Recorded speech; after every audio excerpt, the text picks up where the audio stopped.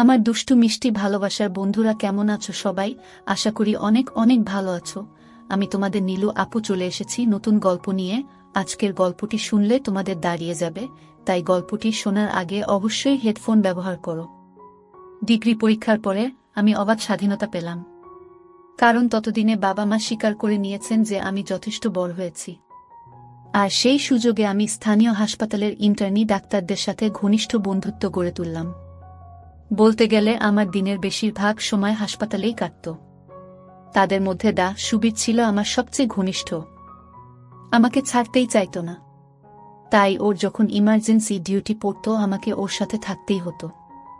আমারও ভয়টয় কম ছিল। অ্যাক্সিডেন্টের কেস বা কাটাছেঁড়া সেলাই এগুলি আমার ভালো লাগত। আমি কাটাছেঁড়া সেলাইয়ের সময় সুবীরকে সাহায্য করতাম, মাঝে মাঝে মজাও করতাম। সুবীর ছিল আমারই মতো পাগল, সেজন্যই ওর সাথে আমার এত গাঢ় বন্ধুত্ব হয়েছিল। তবে আমাদের মধ্যে একটা নিয়ম কঠিনভাবে মেনে চলতাম। দুজনের কেউ যখন কোনো মেয়েকে তখন আরেকজন সেদিকে নজর দিতাম না। একদিন একটা ঘটনা ঘটল। একদিন ইমার্জেন্সি ডিউটি করছে সুবীর সাথে আমি। হঠাৎ একটা কেস এলো। এক গ্রাম্য নববধূকে গরুতে ঢিস দিয়েছে। বুটা গরুকে খাবার দিতে গিয়েছিল। গরুটা মাথা নিচু করে খেতে খেতে আচমকা মাথা তুলতে গেছে, আর কাছে দাঁড়ানো বুটার কিনার দিয়ে শিং ঢুকে গেছে। বুটার শাশুড়ি বুটাকে নিয়ে এসেছে। পুরো শাড়ি মাখামাখি এবং তখনও পা বেয়ে রক্ত গড়াচ্ছে। দ্রুত রক্ত বন্ধ না করলে বুটা মারাও যেতে পারে। এসব ক্ষেত্রে দ্রুত ক্ষত পরিষ্কার করে ছোট হলে ব্যান্ডেজ আর বড় হলে সেলাই দিয়ে ব্যান্ডেজ করতে হয়। সুবীর বুটার শাশুড়ির কাছে জানতে চাইল কোথায় জখম হয়েছে। গ্রাম্য অশিক্ষিত বুড়ি বলল যে সে দেখে নাই, তয় রানে হতে পারে। সুবীর বুটার জখমের স্থান আর ক্ষতের অবস্থা দেখার জন্য যেই না শাড়ি উঠাতে গেছে, শাশুড়ি মহিলা হা হা করে উঠে বলল, সে কি বেয়াব্রু করতেছেন কেন? কিছুতেই সে হাঁটুর উপরে শাড়ি উঠাতে দেবে না। সুবীর আমাকে আড়ালে ডেকে নিয়ে বলল, মনিদা জিনিসটা দেখছেন? এক্কেরে কি নাদুস নুদুস আর ফর্সা। এই আইটেমের নরম জায়গায় তা একটু না দেখলে ভাই সারা জীবন আফসোস করতে হবে। আমিও ওর কথায় সায় দিলাম, যে করেই হোক একটু দেখতেই হবে, পারলে একটু হাতাতে হবে। কিন্তু কিভাবে? শাশুড়ি বুড়ি যেভাবে পাহারা দিচ্ছে। আমি বললাম, কাকিমা আপনি ছেলেরে আনেন নাই কেন? বুড়ি বলল, আমার পুলারা একটা নাদান হাবাগুবা। হ্যাঁ আইসে কি হরব? আমরা পরামর্শ করে একটা বুদ্ধি বের করলাম। সত্যি মেয়েটা একেবারে ছোট, বেশ এরকম মেয়েদের কোলা ব্যাঙের মতো গাবদা হয়। সুবীর শাশুড়িকে বলল, কাকিমা আপনি একটু ওইখানে দাঁড়ান, আমি একটু আপনার বৌমার সাথে কথা বলবো। শাশুড়ি রাজি হয়ে একটু দূরে সরে গেল বটে, কিন্তু তীক্ষ্ণ দৃষ্টি রাখল আমাদের দিকে। সুবীর বউটার কাছে জিজ্ঞেস করল, আঘাতটা কোথায়? বউটা ব্যথা সহ্য করতে করতে মুখ চোখ বিকৃত করে জানালো, কুচকিতে। তখন সুবীর বলল, দেখো তোমার ক্ষত পরিষ্কার করে ব্যান্ডেজ বাঁধতে হবে, প্রয়োজন হলে সেলাই দেয়া লাগতে পারে। তোমার যে জায়গায় আঘাত সেখানে দেখতে দিতে হবে। তুমি কি রাজি? মেয়েটা তখন ব্যথায় কাতরাচ্ছে। সে এমন একটা অবস্থায় আছে যে সে যে কোনো কিছু করতে রাজি, এবং সত্যি রাজি হয়ে গেল। তবে জানতে চাইল ব্যথা লাগবে কিনা। সুবীর জানালো যে ওই জায়গায় অবশ করার ইনজেকশন দেওয়া হবে, ফলে সে কিছু টেরই পাবে না। মেয়েটা সানন্দে রাজি হয়ে গেল। এবারে শাশুড়ি বুড়িকে ডেকে সুবীর বলল যে কাপড় তুলতে হবে না, তবে খুলতে হবে। বুড়ি রাজি হল। সুবীর একটা চান্স নিল। ভাগ্যে লেগে যাওয়ার সম্ভাবনা 90%। বুড়িকে বলল, আপনি রক্ততক্ত দেখে ভয় পান না তো? বুড়ি বলল, না না বাবা, আমার মাথা গুড়ায়, ওসব কাটা ছিঁড়া আমি দেখবার পারমু না। আমরা এটাই চেয়েছিলাম। স্ট্রেচার টেবিলটা মোটা পর্দা দিয়ে আড়াল করা, তাছাড়া দরজায় ওয়ার্ড বয় আছে, কাউকে ঢুকতে দেবে না। সুবীর বুড়িকে উল্টো দিকে ঘুরিয়ে তুলে বসিয়ে তাকে বলল, আপনি আপনার বৌমার হাঁটুর ওখানে শক্ত করে ধরে রাখেন, বেশি ভয় করলে চোখ বন্ধ করে থাকেন। বুড়ি নিশ্চিন্ত হল যে তার বৌমাকে আমরা বেয়াব্রু করতে পারব না। অথচ গ্রাম্য অশিক্ষিত বোকা মহিলা এটা ভাবল না যে কেবল নিচ থেকে উল্টিয়েই বের করা যায় না, ফিতে খুলে উপর থেকেও বের করা যায়। বুটা ব্যথায় সমানে কাতরাচ্ছে। স্ট্রেচার টেবিলের মাথার দিক একটু ঢালু করে দিল সুবীর, যাতে বুটা দেখতে না পায় আমরা কি করছি। আরও নিশ্চিন্ত হওয়ার জন্য সুবীর বুটাকে বলল চোখ বন্ধ করে রাখতে। বুটা সত্যি সত্যি হাত দিয়ে চোখ ঢেকে শুয়ে রইল। সুবীর আমাকে কাজে লেগে যেতে বলল। আমি আলতো করে বুটার শাড়ি সরিয়ে বের করলাম। ওফ কি সুন্দর মোলায়েম, ওখানেই 2 দিন কাটিয়ে দেওয়া যায়। তারপর ফিতে টেনে খুলে লুজ করে নিচের দিকে নামিয়ে দিতেই নরম জায়গাটা বেরিয়ে পড়ল। সত্যিই অপূর্ব সুন্দর, ফোলা ফোলা, চেরাটা গভীর, নদীর পাড়ের সাথে তুলনা করা যায়। তবে উপর দিক এবং কুচকির পাশে ঘন কালো, কোকড়ানো, লম্বা ঘাসে ঢাকা। গরুর শিংটা ঢুকেছে ঠিক কুচকির ভিতর দিয়ে। ক্ষতটা গভীর, সেলাই লাগবে। সুবীর আগে একটা ইনজেকশন লাগালো। 1 থেকে 10 গুনতেই জায়গাটা অবশ হয়ে গেল। বুটার কাছে ক্ষতে টিপ দিয়ে জানতে চাইলাম সে কিছু টের পাচ্ছে কিনা। মাথা নাড়িয়ে জানালো, না। সেলাই দিতে হলে জায়গাটা পরিষ্কার করতে হবে। আমি ব্লেড দিয়ে ঘাস কামাতে লাগলাম। মাথায় দুষ্ট বুদ্ধি এলো। শুধু ওই জায়গাটুকুই কেন, পুরো কামিয়ে চকচকে করে তুললাম। সত্যি দেখার মতো। টিপে টুপে দেখলাম তুলতুলে নরম। ছোট্ট মাথাটা নাড়লাম। অবশ থাকায় কিছুই টের পেল না বুটা। পরে সুবীর ক্ষতটা সেলাই দিল। ঠাট্টা করে বলল, মনিদা, দেব নাকি সেলাই করে? বুড়ির ছেলেটা যেয়ে দেখবে দরজা বন্ধ, হা হা হা হা। সুবীরের সেলাই দেওয়া শেষ হলে আমি বুটার দিলাম দারুণ। আমি বুটাকে জিজ্ঞেস করলাম, আমি তোমাকে, তুমি কি কিছু টের পাচ্ছ? বুটা এদিকে ওদিকে মাথা নাড়িয়ে না জানালো। অবশ্য ও সারাক্ষণ চোখ বন্ধ করে রেখেছিল। আমি আরও মজা করার জন্য ওর শাশুড়িকে বললাম, শুনছেন বুড়িমা, আপনার বৌমার ব্যথা একেবারে সেরে গেছে। আমি আপনার বৌমাকে, কিন্তু সে কিছু টের পাচ্ছে না। শাশুড়ি কথাটা লুফে নিয়ে বলল, কি কইলা বাবা, যাই তাই করো না বাবা। দেখো বুড়ার যেন কোনো কষ্ট না থাকে। বড়লক্ষ্মী বউ আমার। আমি হাসতে হাসতে বললাম, না না বুড়িমা, কিছু করতেছি না। আসলটা ইডা একরকমের চিকিৎসা। ও আপনি বুঝবেন না। তাইলে আপনার বৌমা আরও পাইত। সুবীর আমার দিকে তাকিয়ে হাসতে লাগল। বুড়ি বলল, তয় তাই করো না বাবা। সিদাই যদি বালা হয়। আমি বললাম, এখন এই অবস্থায় ওটা করা যাবে না। পরে আপনার বৌমার সাথে কথা বলে যদি সে সেই চিকিৎসা নিতে চায় তখন দেয়া যাবে। ব্যথাটা একটু কমুক, ঘাটা সারুক, তারপর। গ্রাম্য অশিক্ষিত সরল বুড়ি কিছুই না বুঝে বলল, আচ্ছা বাবা, তোমাগো অনেক দয়া। সুবীরকে ইংরেজিতে বললাম, যে করেই হোক এই বুটার নরম নরম সুন্দর আমার খুব লোভ হয়েছিল। সুবীরকে সেটা বলাতে সুবীর বুটাকে বলল, প্রতিদিন একবার এসে ড্রেসিং করায় নিয়ে যাবা। 5 দিন পর সেলাই কাটতে হবে, ঘাস শুকাতে আরও 3-4 দিন লাগব। এ কয়দিন তোমাকে একটু কষ্ট করে আসতে হবে। আর তোমার শাশুড়ি বুইড়া মানুষ, তারে কষ্ট দেওয়ার কি দরকার? তুমি তো একাই আসতে পারবা। আর না হয় তোমার স্বামীরের সাথে আনবা। কি মনে থাকবো? বউটা লজ্জা লজ্জা মুখে ঘাড় কাত করে জানালো, থাকবে। আমি সুবীরের সাথে অনেক সলা পরামর্শ করে একটা বুদ্ধি বার করলাম।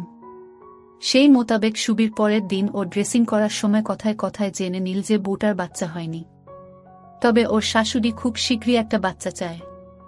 তখন সুবীর ওকে কায়দা করে জানিয়ে দিল, আমার বন্ধুটাকে তো চেনো, ও এই ব্যাপারে খুব ভালো ডাক্তার। সমস্যা হলে ওর কাছে এসো। এর আগে অনেক বাচ্চা না হওয়া বউয়ের বাচ্চা বানিয়ে দিয়েছে ও। বউটা রাজি হয়ে চলে গেল।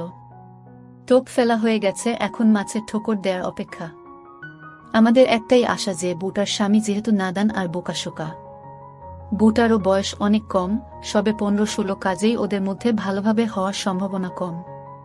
আর যদি তা হয় তাহলে বাচ্চা হওয়ারও সম্ভাবনা কম। দেখা যাক বিড়ালের ভাগ্যে শিকে ছিঁড়ে কিনা।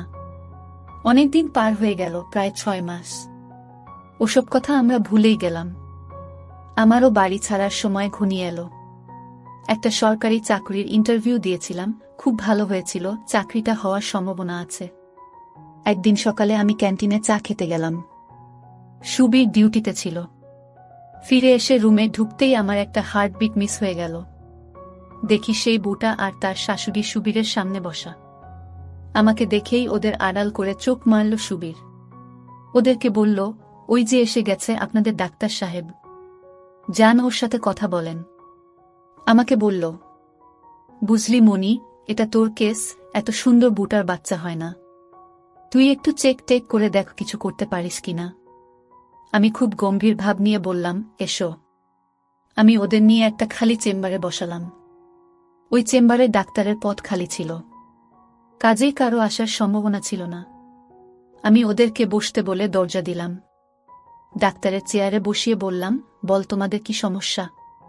বুটা লজ্জায় জড়ষ্ট শাশুড়ি বলল, দেহ তো বাবা, পুলারার বিয়া দিছি 5 বছর হয়ে গেল, এখন পর্যন্ত একটা নাতি নাতকুরের মুখ দেখলাম না। পাড়াপড়শি নানান আক্তা কুক্তা কয়, বুনাকি বাঞ্জা, জড়িবুটি কবিরাজি অনেক করছি। শেষে তোমার কথা মনে পড়ল, তাই ওরে নিয়ে আলেম। আমি বললাম, ভালো করছেন, কিন্তু আপনার পুলারে আনা দরকার ছিল। হের সাথেও তো কথাবার্তা কোন লাগবি নাকি, বুড়ি বলল, কিন্তু হ্যাঁ তো নাদান, বুদ্ধিশুদ্ধি নাই, গাবদা গুবদা, কিচ্ছু বুঝে না। আমি বললাম, তবুও বাচ্চা তো হ্যাঁই বানাইব নাকি কাকিমা। বুড়ি শরম পেয়ে মুখে আঁচল চাপা দিয়ে হে হে করে হেসে বলল, তা যা কইছ ঠিকই কইছ। ঠিক আছে, এর পরের দিন হ্যারে পাঠায় দিবানে। আমি শাশুড়িকে বললাম, আপনার পুলার বুড়ে কিছু গোপন কথা জিগান লাগব। আপনি থাকবেন না বাইরে বসবেন। বুড়ি বলল, না বাবা, আমি বাইরে বসি। শাশুড়ি উঠে বাইরে চলে গেল। যাওয়ার সময় বুদ্ধি করে দরজাটা একটু ফাঁক করে রেখে গেল। খুব চালাক, খুব সতর্ক। আমি বউটাকে বললাম, তোমার ঠিক মতো হয়। বউটা অবাক হয়ে বলল, সেইটা আবার কি জিনিস। আমি বুঝলাম, গ্রাম্য অশিক্ষিত মেয়ে, কাজেই ওর সাথে সেভাবেই কথা বলতে হবে। বললাম, মানে প্রতি মাসে তোমার ওই রাস্তা দিয়া বাইর হয় নাকি। বউটা এবারে বুঝতে পারল। শরমে মুখে আঁচল চাপা দিয়ে বলল, ওগারোতা হয়। আমি কয়দিন থাকে। বউ, 5-6 দিন। আমি তোমার স্বামী তোমার সাথেই ঘুমায়। বউ, আর কই ঘুমাইব। আমি বাচ্চা নিতে চাও। বউ, আমার শাশুড়ির খুব শখ। আমি কেন, তোমার ইচ্ছা নেই। বউ মুখে আরো বেশি করে আঁচল চাপা দিয়ে মুখ নিচু করে, আছে। আমি কতটুকু, অনেক না কম। বউটা কিছু না বলে উপর নিচে মাথা দোলায়। আমি ঠিক করে মুখে বলো, কম না বেশি। বউ, একটু বেশি। আমার হাওড়ি কয়ছে এইবার বাচ্চা না ওইলে হ্যার পুলারে আবার বিয়া হরাইব। আমি সপ্তাহে কয়দিন স্বামীর সাথে থাকো। বউ, ওমা কয় কি, সব দিনই তো থাহে। আমি রাতে বিছানায় শোয়ার পরে কি করে তোমার স্বামী। বউ, কি আর হরব, ঘুমায়। আমি ও ঘুমায়, আর কিছু করে না। মানে বাচ্চা হওয়ানোর জন্য তোমরা কি করো। জবাবে যে কথা বউটা বলল, আমার হার্টের বিট বেড়ে গেল। আনন্দে আমার চিৎকার করতে ইচ্ছে করছিল। বউটা লজ্জায় লাল হয়ে বলল, কেন, ও আমারে প্রত্যেক দিন রাইতে ঘুমানোর আগে দেয়। আমি ওরে শিকাইয়া দিছি। দিতে চায় না, তাও আমি ওরে জোর হরে দেওয়াই। আমি আচ্ছা, তুমি অনেক কিছু জানো দেখছি, লেখাপড়া করেছ। বউচ, 3 ক্লাস পড়ছিলাম গায়ের মক্তবে। আমি তুমি জানো দিলে কি হয়। বউস, ওমা, জানুম না কেন, দিলে বাচ্চা হয়। আমি তো সেটা তুমি জানলে কিভাবে, তোমার তো আগে বিয়ে হয়নি। বউত, আমার মায় কইছে, যখন আমি একটু বড় হইলেম তখন মা আমারে কইছিল, খবরদার কোনো জোয়ান পুলারে দিতে দিবি না। আমি জিগাইছিলাম, কেন মা, দিলে কি হয়। মায় কইল, জোয়ান পুলায় দিলে বাচ্চা অয়, হি হি হি। আমার পেট ফেটে হাসি আসছিল, কিন্তু হাসতে পারছিলাম না। কি জুটি মাইরি। স্বামীটা নাদান, জানেই না যে তার সাথে একটা আছে, আর সেটা কেবল পেশাব করার জন্য নয়। সেই খিদে মিটানোর জন্য তার বউয়ের সাথে একটা জায়গা আছে। আর বউ ক্লাস 3 পর্যন্ত পড়া, সব জানতা, বিদ্যের জাহাজ। উনির বিদ্যার বলে উনি জানেন যে কেবল দিলেই বাচ্চা হয়। বউটাও জানে না যে তার শরীরে একটা জায়গা আছে, আর সেটা কেবল জন্য নয়। সেই জন্য তার স্বামীর শরীরে আস্ত একটা আছে। এখন আমার সামনে এক বিশাল সুযোগ। আমার সামনে এমন একটা মেয়ে যাকে কোনো পুরুষ চোখ দিয়ে দেখেনি পর্যন্ত। ওর পুরো সম্পূর্ণ অধরা, আর ঠিকমতো অভিনয়টা করতে পারলে আমি হব ওর আগুন উস্কে দিয়ে ঠান্ডা করার প্রথম পুরুষ। বুড়িটার জন্য খুব মায়া লাগলো আমার। কত শখ তার ছেলের বউয়ের বাচ্চা হবে, সে নাতি নাতনি নিয়ে আনন্দ করবে, পাড়া প্রতিবেশীর বদনামের হাত থেকে রক্ষা পাবে। কিন্তু সে তো আর জানে না যে তার নাদান ছেলেটা তার বউকে পরিবর্তে নিয়মিত দিচ্ছে বাচ্চা হওয়ানোর জন্য। শালার গাধা জানেই না যে খালি আদর দিলেই বউয়ের বাচ্চা পয়দা হয় না, বাচ্চা বানানোর জন্য পরিশ্রম করা লাগে, গায়ের ঘাম ঝরিয়ে বুকে নিয়মিত আচ্ছা করে হয়, আর দিয়ে বউয়ের পকেট ভর্তি করে দিতে হয়, তবেই না বাচ্চা হয়। ওর বউটাও আরেক নাদান, তা না হলে হয়তো আর কাউকে দিয়ে নিজের জুড়াতে পারত, পেটে বাচ্চাও আসত। দেখা যাক আমি কি করতে পারি। অনেকটা সহজ হয়ে উঠেছে বউটা। আমি ওর নাম জানতে চাইলাম, ও জানালো ওর নাম সুফিয়া। আমি তখন বললাম, বুঝলাম, কিন্তু তোমাকে একটা কথা বলা দরকার। তুমি যদি আমার চিকিৎসা নিতে চাও তাহলে এই কথাগুলি তোমার শোনা অতি জরুরি। সুফিয়া জিজ্ঞেস করল, কি কথা? বললাম, প্রথমত আমার সামনে লজ্জা করা চলবে না। লজ্জা থাকলে চিকিৎসা হবে না। মনে করো আমি যদি তোমার চিকিৎসা করি, তোমার সমস্ত আমাকে চেক করতে হবে। এই চিকিৎসা অনেক কঠিন, আমাকে অনেক কষ্ট করতে হবে। শুধু দেখা নয়, হাত দিতে হবে। তুমি যদি মনে করো তুমি এসব করতে পারবে না, তাহলে আর আমার কাছে এসো না। সুফিয়া মুখের কাপড় সরিয়ে হা হা করে উঠে বলল, না না ডাক্তার সাব, আমনে যা যা কইবেন আমি তাই করমু। অসুবিধা হইব না, কিন্তু খরচাপাতি কেমন লাগব? বুঝেন তো আমরা গরিব গুরবা মানুষ। আমি বললাম, না খরচ বেশি লাগবে না। তুমি যা পারবে দিবে, না পারলে না দিবে। আমি আর বেশি দিন এই হাসপাতালে থাকব না। বড় জোর 2-3 মাস আছি। তুমি আমার শেষ রুগী, তাই তোমাকে আমি এমনিতেই চিকিৎসা করে দিয়ে যাব। তাহলে তুমি আমাকে সারা জীবন মনে রাখবে। কি রাখবে না? সুফিয়া লজ্জা হাসি দিয়ে বলল, অবশ্যই রাখমু। বললাম, তোমার বাচ্চা হলে যখন ওকে কোলে নিয়ে আমার কথা মনে পড়বে, তাই না? ও বলল, তার তো পড়বই, আমার কত আশা। আমি বললাম, আমি যা যা করতে বলি সব ঠিক করো, তোমাদের আশা ঠিকই পূরণ হবে। ঠিক আছে, আজ তোমরা যাও, কাল তোমার স্বামীকে সাথে করে নিয়ে এসো। তোমাদের দুজনের চিকিৎসা একসাথে করতে হবে। সুফিয়া রাজি হয়ে চলে গেল। ওদের বিদায় করে দিয়ে সুবীরের রুমে এসে মন খুলে আগে হো হো করে হেসে নিলাম। সুবীর বলল, কি রে, এত হাসছিস কেন? খবর ভালো মনে হচ্ছে। আমি সুবীরকে সব কথা খুলে বললাম। সুবীর বলল, মনি, ভালো একটা দাও মেরেছিস তো রে। ঘুষ হিসেবে লাঞ্চ খাওয়াতে হবে কিন্তু। আমি রাজি হয়ে গেলাম।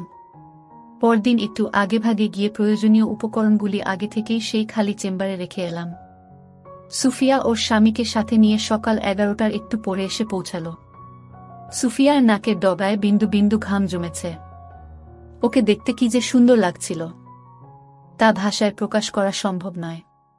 মেয়েটার জন্য আফসোস হল। ফুলের মতো সুন্দর একটা মেয়ের কিনা এরকম নাদান একটা স্বামী জুটল। আমি প্রথমে দুজনকে একসাথে ভিতরে ডাকলাম। সুফিয়ার স্বামী আসলেই একটা নাদান, একেবারেই সরল সহজ, বোকার হদ্দ। নিজের কোনো বুদ্ধি শুদ্ধি নেই, বউ যেটা বলে সেটাই বিশ্বাস করে।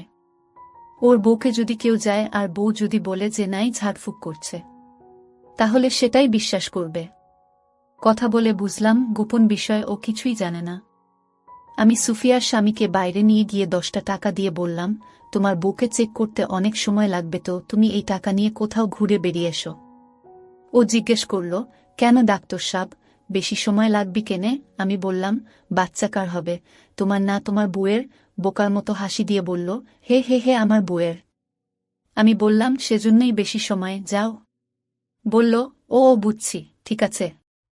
স্বামীটাকে বিদায় করে দিয়ে আমি রুমের দরজা দিলাম। যদিও এই করিডোরে কেউ আসবে না। চেম্বারটা করিডোরের এক প্রান্তে, আর এদিকে করিডোরের মাথার গ্রিল বন্ধ থাকে। যাতায়াত বন্ধ, তবুও সাবধানের মান নেই। আমি সুফিয়াকে বললাম, শোনো সুফিয়া, তোমাকে কাল কি বলেছি মনে আছে? সুফিয়া ঘাড় কাত কর জানালো, মনে আছে।